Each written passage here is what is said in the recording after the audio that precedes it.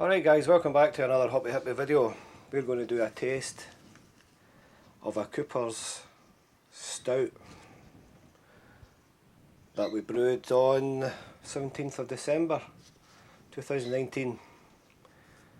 Today's 26th of June 2020, so it's had a good 6 months in the bottle there, and we'll see how it tastes. I've got another couple of things to tell you as well regarding other brews that I've done there lately. I have rinsed out the glass here.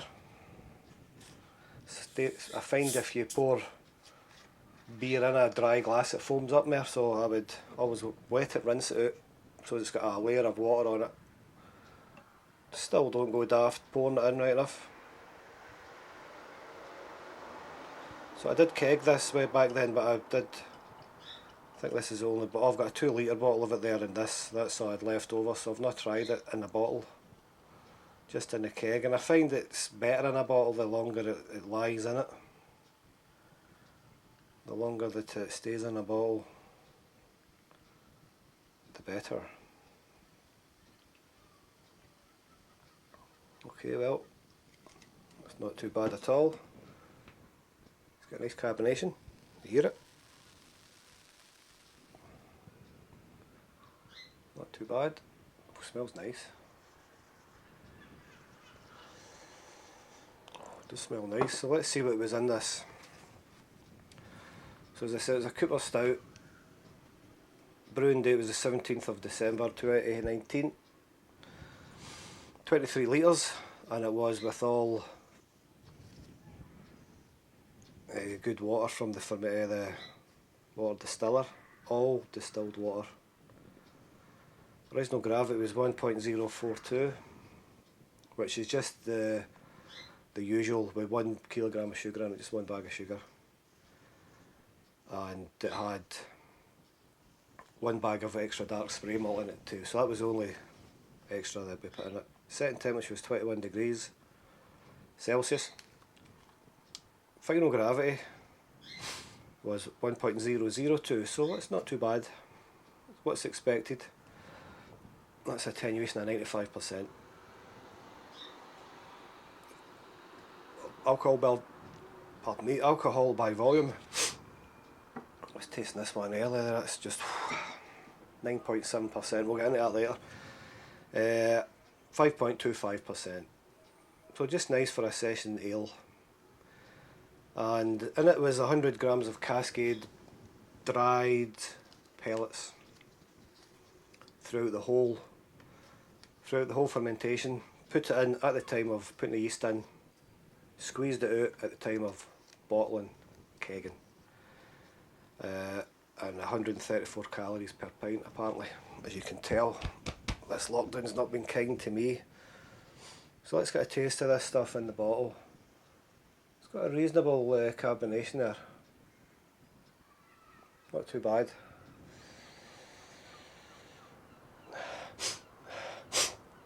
Not been great with hay fever lately, so it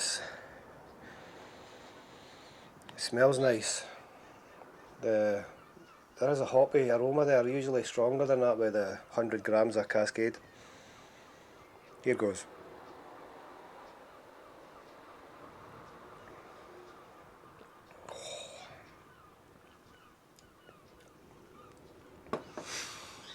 It's obviously my hay fever nose. So we done a video on just before Christmas, and I was tasting something else and I was pretty much bladdered, and it's that same bang, hops punching you right in the nose.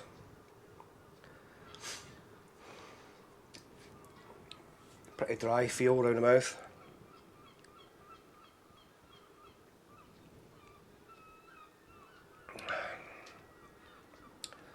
It's great, I love it. It is better bottled, conditioned than a keg. A keg's okay if you've got something coming up, a barbecue or an event, or you've not got anything lying about and you quickly want to get on the road with some alcohol. It's okay to put some clearing in there, get it in a keg, but a week in there, gassing it up, you're done. So it takes about 2.5–3 weeks from the fermenting vessel to glass, so, but you do lose a bit of quality there, I feel. Although it's still nice, but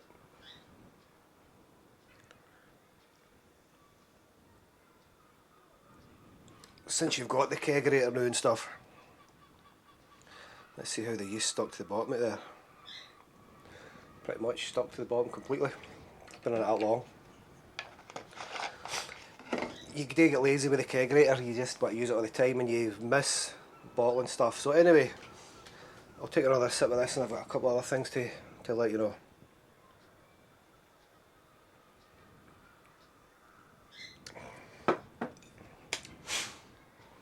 Aye. Recommend that. It was a Cooper's Stout, in case I didn't mention that before. Normal Cooper's Stout, not Irish ale or anything like that, just Cooper's Stout. So, I've got a Geordie Bitter in there I'm going to do next. I just made that a couple of weeks ago. I put out the bottle right away and it's pretty much conditioned, I think, so I'll give it a wee whirl of that. Geordie Bitter with Cascade hops, dark spray malt, brilliant. The raspberry and peach cider that we made, I'll leave a description to the video we did last month on that in this video here. We done something different with that during the initial fermentation. Like hops, you put it in a muslin bag when you're making the beer, plop it in the brew and leave it until the fermentation's over. Squeeze all the juice and beer out of the hops till they're pretty much dry, get the flavour into the brew as well, and then take them out, clear it, leave it and keg it. Well, I thought I'm going to try that when I make cider, because if you look back at my previous videos, I do fruit tea bags.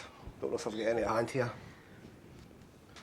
Fruit tea bags, and I add them to wine and cider just to give that extra colour and flavour, and it really works well. Flavour's delicious in some of them, as some of my subscribers will tell you. So I decided to leave the tea bags, instead of putting a bit of hot water in it first, using the paddle, getting all the flavour out it initially, and then filling it up with your grape juice or your apple juice to make your cider or your wine, whatever you're making. I thought, I'll have a wee notion here and I'll just keep the tea bags in a muslin bag. Use 20 tea bags, 40 tea bags. I think I used 20 tea bags this time. And I left them in the muslin bag during the cider fermentation. And it was done within 5 days. It was fermented really quick. So when I brought it in here to get the final gravity, I noticed that a lot of the yeast had stuck onto the muslin bag, which you get on beer, but you don't really notice that much because it's darker. But because it was a light ready in the yeast, I thought, there's a lot of yeast in this. Now, with cider ferments itself, it clears pretty quickly, so it's ready to drink a lot quicker than beer is. But what I found there was, which I'm not going to do again with cider, is when you squeezed the tea bags out, you probably could have just took them out because the flavour was probably in the cider. But when I squeezed the tea bags out just to get the rest of the juice and possible flavours in there might not be anywhere in there anyway. All the yeast squeezed out into the clear cider and discoloured it all, yeasty again. So it's probably not ideal for cider or wine, something that clears pretty quick. So just a tip, a top tip there, a top hippie tip. I wouldn't do that. Experiment, as this game is all experimentation, isn't it?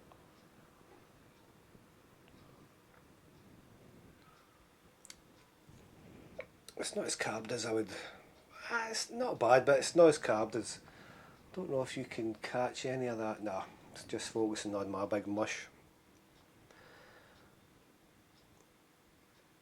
It is carved, but not the way bottled beer should be carved. It should be a bit more. It's not bad. Probably left it a bit longer to bottle as well. I've been very busy lately and for a couple of family issues, so I've not been doing things when they should be done. So just go through my notes, make sure I've covered everything this time. I'm going to get the Geordie Bitter next. I'm going to finish this first, but pause this, go and get the Geordie Bitter and we'll try it next. I just want to say as well, we've got there's a few Facebook groups running at the moment with Homebrew. Obviously we've got the Hoppy, Hippie, Homebrew on Facebook. I would like to recommend another couple of Facebook groups who's joined me, who's seen me on here first doing my teabag cider, and they've went great guns over there. Nath, you know who you are. The name of the Facebook group's Turbo Ciders for All, and he's got another group there, Air Still Spirits for All, I think it is. Spirits for All anyway, but Turbo Cider for All. Lots of good ideas. I'm even getting off of them as well, so I'm not the guru here of turbo cider or anything like that. People take notions, it's all experimentation. I've grabbed a couple of ideas off them, but this one was the first time I've used the Classic Cool. Not that I'm affiliated with them in any way. It's like slush puppy syrup, very concentrated syrups, and this is a strawberry turbo cider I made there. Just bottled it this evening and I had 3 pints left over, so which is such a shame because that always happens to me for some reason when I'm bottling day. I always end up with 2 little bottles and stuff that can't get wasted, you know. Tastes a bit bitter actually, to be honest with you. That was with my normal cider yeast, which is with this one, what was it now? Can't remember, remind me. I can go into my kegerator and get it there. Which has been retaining a lot of... Stand by, I'll go and get it because the kegerator's just behind me here. The cider has been really impressed with it lately because it's been retaining taste. And the past couple of ciders I've done has been pretty bitter, so Mangrove Jack's, I would recommend it. It's been very good, but because I've changed the way I make things, it's not turned out the way that the results come in, so it's probably on my part. But I do find that cider does really retain a lot of cider at the end of the fermentation instead of being dry and bitter and tart. There is still fruit taste there, and that's the tea bags that did that. With this, I didn't put any of the fruit tea bags in it, I just put the syrup. So there you go, the fruit tea bags do the job as well. They keep a good bit of flavour in the fermented, because I ferment it to dry. With this lot here, per pint I've had to add a sweetener tab because it was a bit bitter, so I will probably add red tea bags, red fruit berry tea bags again, keep on with that theme, and we'll go with that. So anyway, I'm going to get doing this. I'll be back in a sec with the... Alright, welcome back to part 2. Just finishing off my Cooper Stout here. It's pretty flat, to be honest with you.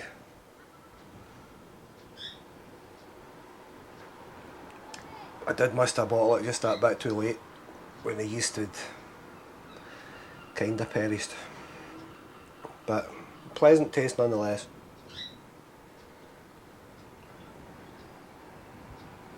And like the video I done with it when I bottled it, something happens to my eyes. Don't know what it is. So I've tasted this stuff tonight. A pint and a half of that. Strawberry Turbo, 9.7%.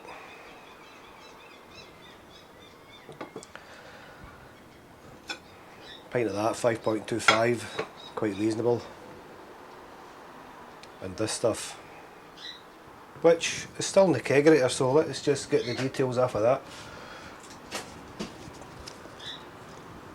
30th of May. Pardon me. 30th of May, 23 litres of distilled water, set at 22 degrees. OG 1.040, FG 1.004, leaves 4.8%. And it was kegged on the 11th, so it was bottled on the 11th as well. This is the 26th. And it looks crystal clear to me in the bottle. And this is my favourite. don't mind admitting it, this is my favourite ale. Geordie Bitter. Cheap and cheerful, out of tin. Add some Cascade hops, I love the Cascade hops. And it was just the dark spray malt, kilogram of that dark spray malt. I'm expecting this to be spot on, so here we go. Put it in the fridge all day.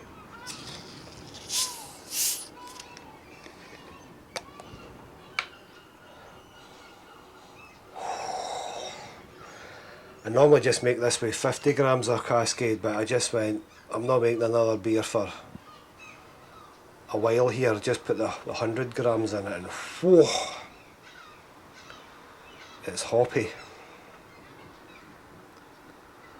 Gave my mate a couple of bottles of these for doing a wee job for me a couple of years ago, and I consider him an ale drinker. Stevie, up in the yonder Ariker Hills, and he says it was the best beer he's ever tasted, so Geordie Bitter, amazing stuff, it really is. Don't just put sugar in it and expect it to be, got to prepare it with other stuff, add to it. And it's just not quite crystal clear, but it's good carbon coming up there. For 3 weeks in the bottle, smells really good. It's really good beer.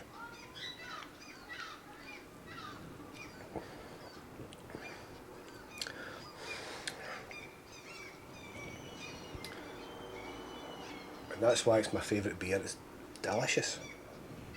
Geordie Bitter.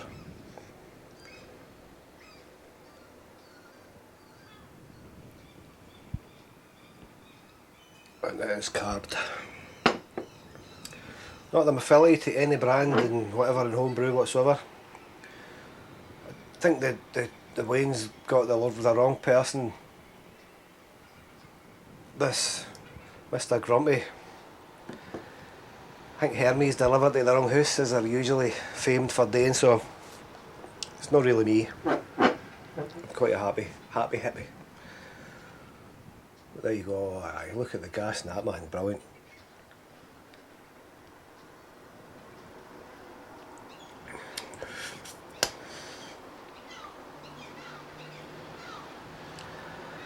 Guys, I would definitely try it. Let's try and get a carbonation shot for you.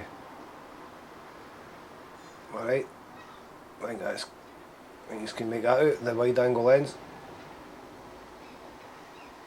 Yep, there you go. 3 weeks. Just isn't quite clear, but that's because I hopped it and left the hops into the end, and as I says with the cider, which I'm not going to dig in, once the fermentation was done I squeezed it all out and but it's all quite hazy and fuzzy all got in there, so it takes a bit longer to clear. But my god, it's hoppy. Oh, Jesus, it's like the toothpaste.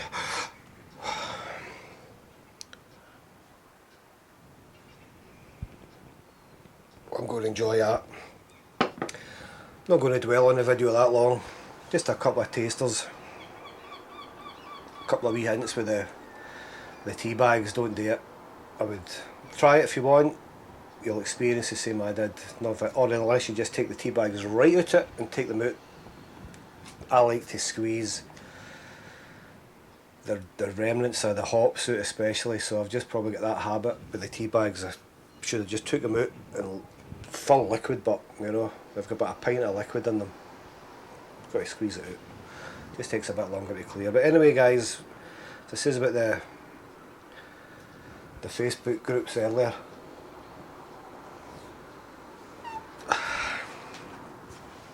Hoppy Hippie Homebrew on Facebook. Fairly popular, you know. Fairly popular. A few guys from the Turbo Ciders for All page have joined it. Nath's appreciated when Nath spreading the word around as well, because he found this channel first before he started his own, before the bulb went Turbo Cider in his head, you know. Big cheers to Nath this weekend. I'll have a pint for you right now. and we'll do it again very soon. I've got a couple of brews on the go here, ready to be made. I've got another Geordie, I think I've got another stout. I've got a real ale, I think I've bought one of them. I've not made a real ale before, so that's one that... Any hints and tips you want me to try, guys, just stick it in the comments down there. And I'll try it, we'll see how it turns out. Alright, I'll do it for you, alright? 73, catch you later, bye bye.